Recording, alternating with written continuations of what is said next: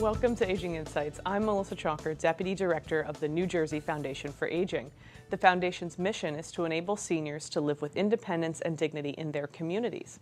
Aging Insights is produced by the New Jersey Foundation for Aging to provide information and resources to boomers, seniors, and caregivers, the primary focus being to share important information and connect people to community-based programs. Today, we're going to talk about housing options. We often hear about aging in place and senior housing, but how do all these things happen? At the Foundation, we know that housing is the biggest expense for seniors because of the work we've done with the Elder Index.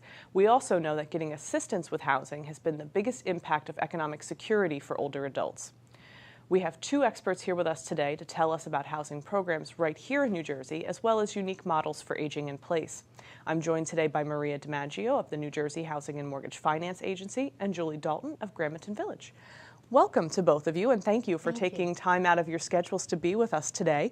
I did want to start with you, Maria, and talk a little bit about exactly what your agency is doing here in New Jersey, and for our viewers who might not be familiar with it, can you tell us what the New Jersey Housing and Mortgage Finance Agency does? Yes. We are a quasi-state agency whose mission is to provide affordable housing and housing opportunities for the residents of New Jersey. Mm-hmm. We do this through the provision of first-time home mortgages, mm-hmm. and also through funding of rehabilitation and construction of new rental housing. Mm-hmm.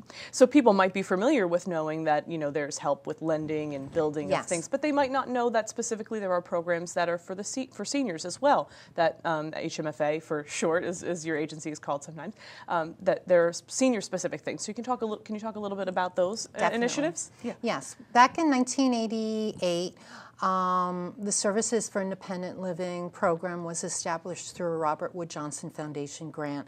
The goal and mission of the program is to enhance the quality of life for residents in our senior financed buildings. Mm-hmm.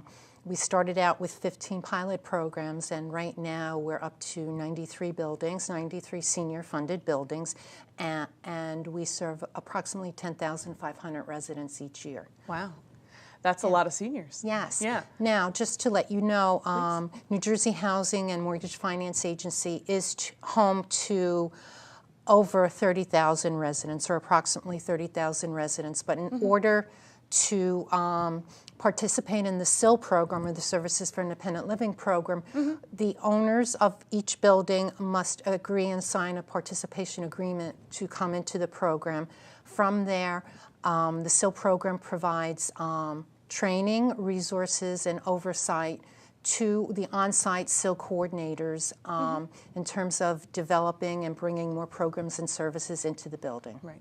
So just to recap for people, New Jersey Housing and Mortgage Finance Agency offers a lot of rental programs, but specifically for the senior buildings, if they're going to participate in the SIL, which is Services for Independent Living, they have to sign up for that. The owners of the building have to sign up so that their management is involved with your agency to provide extra support and services for the seniors in the building, correct? Yes, that's correct. So you've mentioned the SIL coordinators who are housed in those buildings and are a support for the seniors there. Can you tell us a little bit about their role and what things they might do for seniors who live in those buildings?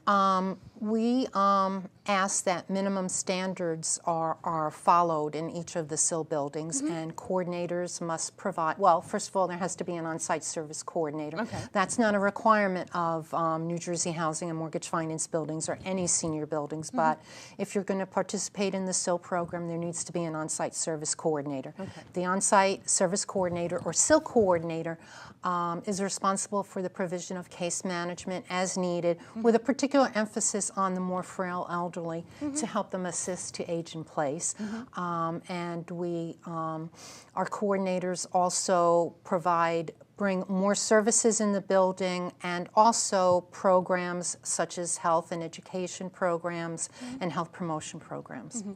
So some of the things they might do might be considered social or recreational things, but in addition, if there was a senior in the building who, say, needed help with getting nutrition services or had a particular need through the case management angle, the SIL coordinator would be able to help them access other services outside of the building as well. Exactly. Is that right? So kind of as a liaison to the social support support network outside of their building as Yes. well, and making sure they know about things like the SNAP program perhaps, and how Exactly. to apply for those things as well. Yes. That's terrific. I mean, I think many people don't realize when we talk about, people often hear about senior buildings and they think, okay, well, that's just a place where they've designated seniors can go there.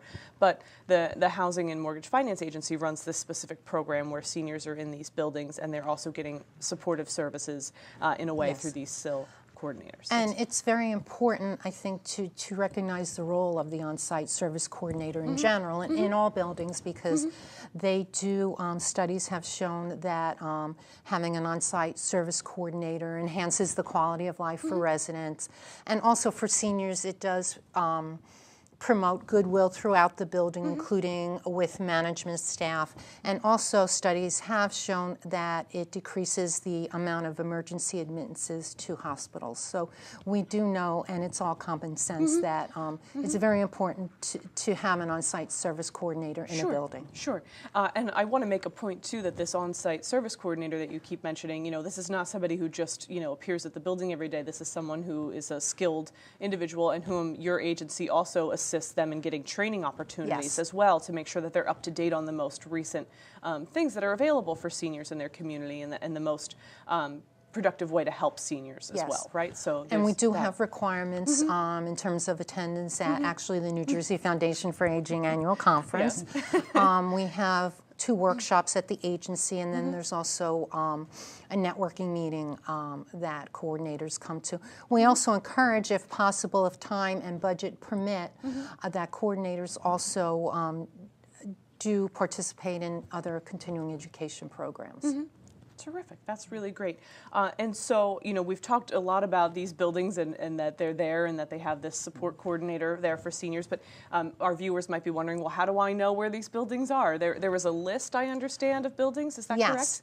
And we do have a list of all of our senior buildings, as well as all of our family developments. And if viewers are interested, they can contact me directly by email at mdimaggio@njhmfa.gov, and I'll be happy to send them the list. Terrific. Well, we'll put that up on the screen and make sure people can see it and know how to email you and get that list. But remind us, how many buildings are there that fall into that category? Right now we have 93 buildings. 93 buildings. That's terrific. So to get that list of 93 buildings, people can contact you directly and get that. But I understand there's also a resource network of some sort that's available through the agency? The New Jersey Housing and Mortgage Finance Agency does oversee the New Jersey Housing Resource Center. That is a listing of developments. It could be for families or seniors. And in order to access that information, the information is on our website, but there's a direct link, which is www.njhrc.gov. And that list can be very helpful because most of our buildings in general do not have vacancies. However, if someone is looking for an apartment, landlords do contact the Housing Resource Center, and the list is quite extensive and is updated fairly regularly. And the list is by county and also by city if you have a specific city in mind. It also provides you with information on rent, and also whether the apartment is handicapped accessible. Right. So that resource is for someone who might be looking for housing, and if they're unsure where to go, they could go to that link and look at, like you said, a specific county or even town, and find out if there's openings or resources in their area to help them find someplace to live, correct? Yes. And that reminds me, in talking about that we've talked about how many SIL buildings there are and that they have these coordinators, but are there any requirements for seniors to move into the building, to be? Yes, there is an age requirement. We have designated senior buildings, and that is designated at the time of the funding of the building, but our senior buildings are either 55 years old or 62 years old, and that's at the designation of the owner once the project is funded. Right. There are also income requirements because our housing is for low and moderate income individuals. So there are income requirements, and individuals then fill out an application to come into the building, and that's all reviewed not only by the on-site property management staff, but also approved by agency staff. And to find out about being eligible, they could visit the website and, Yes. and learn all that information Yes. there and figure out who they need to call to apply and all Exactly. of that stuff. Terrific. Well, we'll make sure that information is available in the credits for folks to be able to go back and, Great. and Thank look you. that up. I really appreciate you being here, Maria, Yes, to share thank that you. information, because I think it's an untapped resource. People don't know that those services are available and that those buildings exist, and that, that it's not just one general label of senior housing. There are specific programs Yes. and services attached to it. So thank you for sharing Thank that. you. And Julie, thank you for joining us as well. We've talked about specific buildings and supportive services in those buildings, but you're involved in a very unique model called the Village model that some people might not be familiar with. So maybe you can give us a little history and background or where that Village model came Certainly, from. and I'm why we call delighted it to that. be here today, and thank you for the opportunity. About 15 or 16 years ago, a group of residents in the Beacon Hill neighborhood of Boston, they knew that what they wanted, which most people want, is to stay in their homes and in their community. And but they didn't really necessarily want to. They wanted to think outside the box, and they knew in the future they would need some type of support, perhaps, to stay there. So they started what they called a village, which is based on a foundation of neighbor helping neighbor, bringing services into the community, really helping people stay in the community. So over the years, this movement has really grown, and different communities have taken on this challenge of how do we support older residents to stay in their homes as they get older. So it really developed at a grassroots level for Yes. these individuals who wanted to stay in their own neighborhood, and instead of each individually looking out for resources, they kind of helped each other and developed a network of resources that they could all use, right? And what they did is they decided to take some unconventional choices, because many times communities do have services, either through the government or through a network of social service agencies, but many times they're only focused on one issue, whether it's housing, transportation, healthcare issues. So the residents that became called Beacon Hill Village wanted a more holistic approach. So the village model is now really characterized by this holistic approach. What do people need to stay in the community? What really supports them in many ways beyond just the government services that might be available? Right. And so this really grew into a replicable model where people now are doing this in other places. So you're involved directly in Remington Village, which we said in the open of the show, which is a village model. But before we explain how your village works, I know that you told me there are several different types of models within the village model. Since those early days in Boston, there's now what we call the National Village Movement, and there's 200 villages in existence throughout the country with 40,000 members. There's another 150 in development. Also, there's one in the Netherlands and Australia, so it's really a movement that's taken off. And so I think the most common model is what I would call a grassroots model, which is just what Beacon Hill is, which is what Remington Village is. People in the community got together and said, we want this to happen for ourselves, and they created their own village, their own organization. Right. The majority of those across the country have a professional staff, but not always. The other models, there's what they call a hub and spoke. So that sometimes we see that in a larger urban area where there'll be what they call the hub, which would handle all the back office type of operations, and then the spokes would probably exist in like different neighborhoods. Okay. There's also some villages that are supported by a parent organization. It could be a healthcare system. It could be a larger not-for-profit organization. So again, that parent organization takes care of all those organizational infrastructure expenses. And then the last model is a time bank model. So this one usually does not require a membership fee, but it's based on a time bank. So for example, I will take you to the grocery store, and then you will teach me how to use my iPhone. So there's like a trade-off. A trade-off, yeah. So those are the four basic models of the village model. Again, the most prevalent is the grassroots model. And you said that Remington Village, which you're associated with, is a grassroots model. So you could explain to us how it works at Remington. Certainly, absolutely. Well, I have to tell a little story how we start. We've been open since 2008, but our founders, I kid you not, I love telling this story. The idea came to them at the Geezers Bridge Club. They had been inspired by Beacon Hill Village, so they decided that if Boston could do it, Bronxville can do it. So again, and I'm the founding executive director. So what Remington Village does is we really help people stay in the community by offering support, resources, connection, and fun. We follow what they call a volunteer first model. Okay. So if someone needs something that, what I call like an unskilled service, a ride, run an errand, go grocery shopping, we do that with a volunteer. But as we know, as people get older, they may have some type of a skilled need, whether that's a plumber or an electrician or an elder care attorney or a mental health counselor, then we have a very large network of what we call our community partners. So the village model is really about leveraging the existing community resources, not reinventing the wheel, but making sure our members have what they need to stay in the community and really being that connection for them and that voice for them. Right.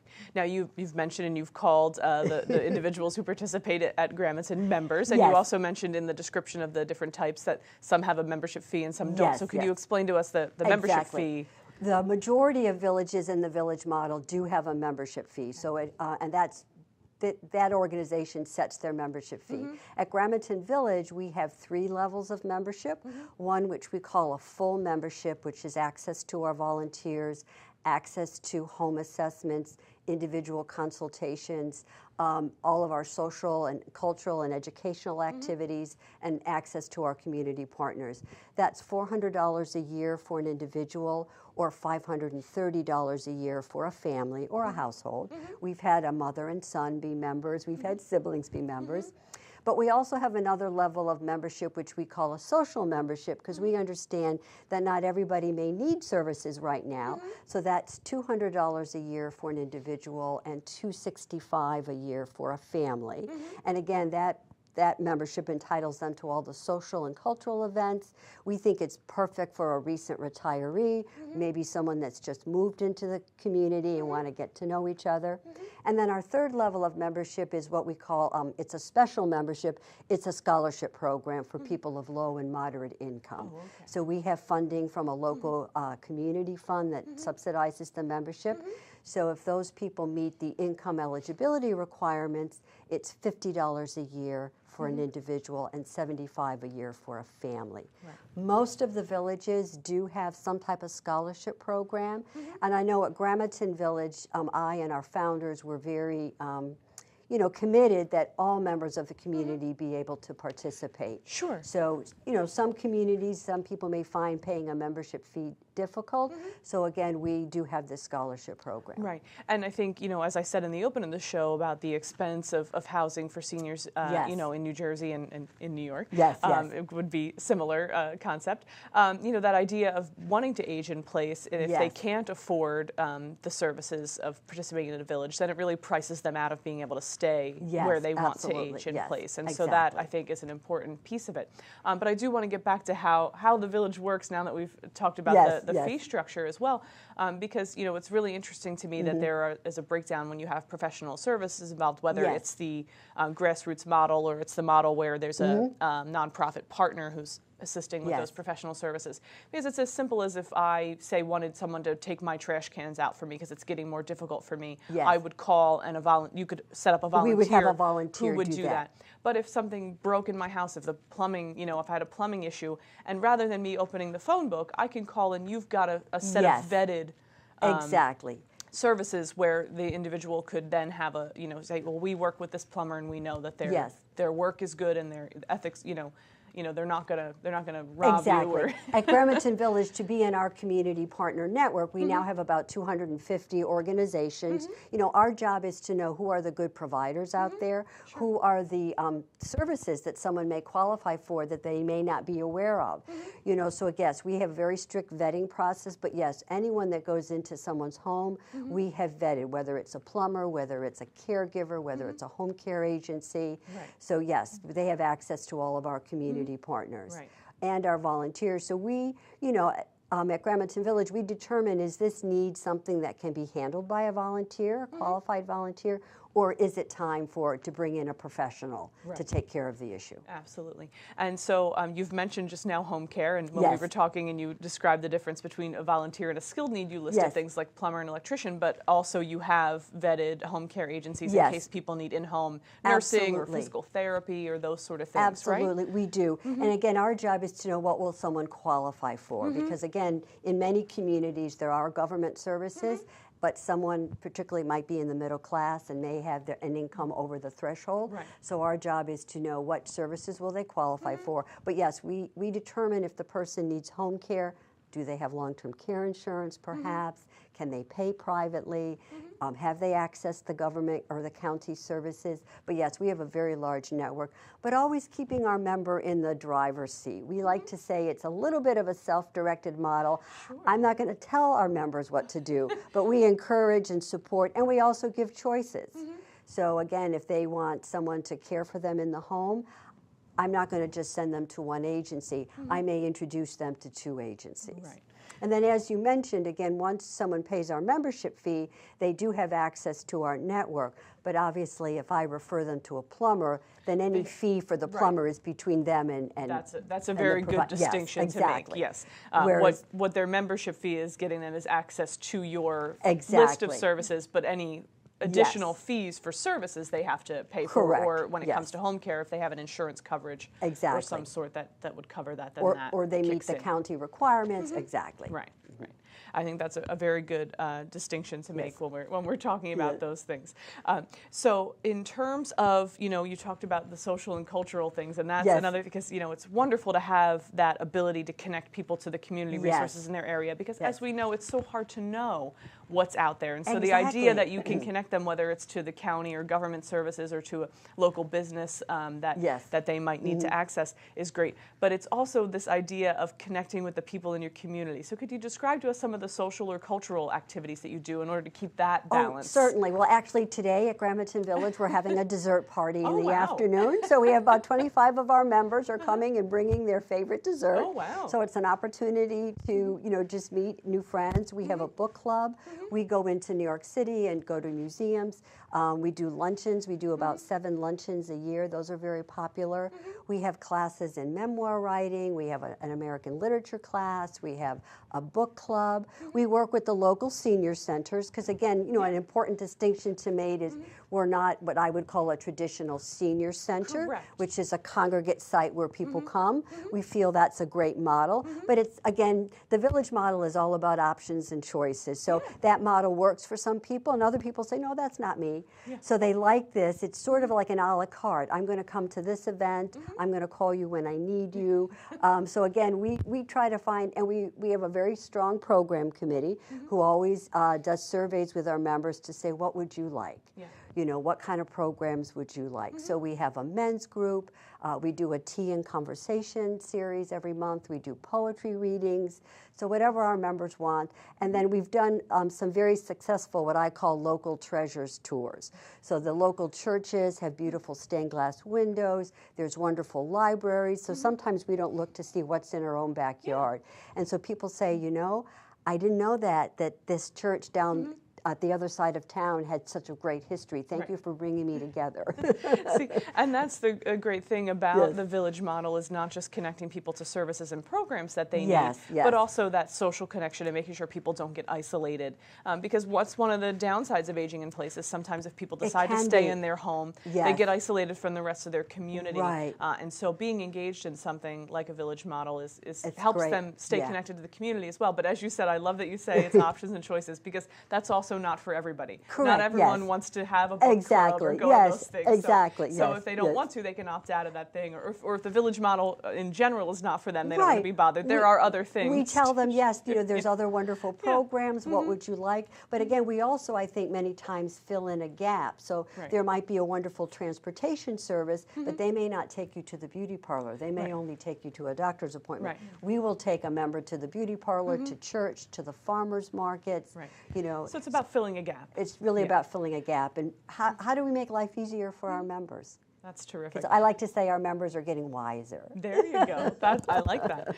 So you've given us some great information about how a village model works, and people might be thinking, oh, there's 200 of them across the country. Yes. Where is one near me? How can they find that out? They can find that out by going to the Village National Village Network, okay. and that website is www.vtvnetwork.org. Okay. They can click in, there's a village map, and they can do a search by zip code, by state, by town, and they can find out where there's a village near them, and they can call that village directly. Terrific. Yes. So they can access that online or make a Yes. phone call and get all the information Yes. about what's near them and how to join a village if they want to. Exactly, yes. Well, I really want to thank you both again for being here with me today and describing all of this stuff to our viewers, because I really think it's a great resource to know what's available to be able to age in place and stay in your community in an affordable and safe way. So thank you both so much. You're welcome. And thank all of you for sharing your time with us today as well. Aging Insights is produced by the New Jersey Foundation for Aging and is made possible by donations to the foundation. To become a sponsor for Aging Insights programs, please go to our website at www.njfoundationforaging.org or call us in the office at 609-421-0206. All of our previous shows may be viewed on our website, and we want to remind you to find out about senior services in your area. Please contact your county office on aging. Their numbers are also on our website, or you can call the state hotline at 1-877-222-3737. Thank you for watching this episode of Aging Insights, and remember, aging is everyone's business.